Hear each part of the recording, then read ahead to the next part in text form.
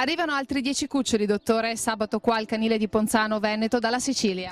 Sì, arriveranno sabato in giornata dalla Sicilia secondo un programma di collaborazione per tentare di risolvere la situazione che ormai è abbastanza nota di un randagismo ormai di vecchia data.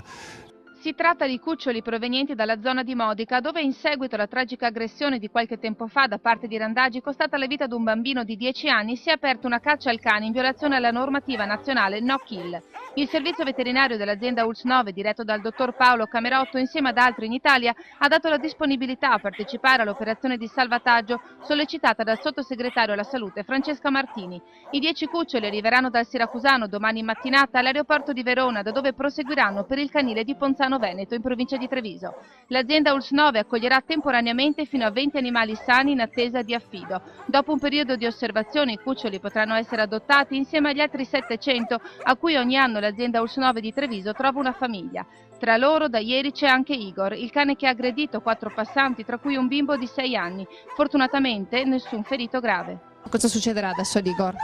Allora Igor adesso rimarrà in osservazione sanitaria per una decina di giorni come prevede la legge per la profilassi delle malattie infettive. Verrà fatta una valutazione clinica per vedere se ci sono delle problematiche di carattere organico che possono aver determinato questo tipo di comportamento. Parallelamente verrà fatta anche una valutazione comportamentale.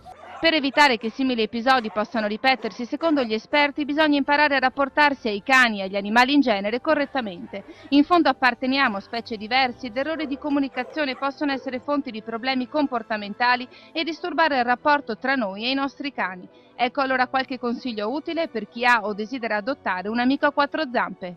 Ogni razza ha alcune caratteristiche tipiche, ma poi io dico sempre ogni cane è diverso. La cosa fondamentale è conoscere il carattere di questo cane e in questo senso è necessaria una cultura, una conoscenza che in altri stati esiste già. È importantissimo creare un rapporto corretto fin da quando il cane è cucciolo, quindi è molto importante cominciare ad istruirsi anche prendendo dei testi specifici o facendo appunto dei corsi, andando presso appunto delle scuole dove si può capire proprio qual è il carattere del proprio cane e creare un rapporto corretto.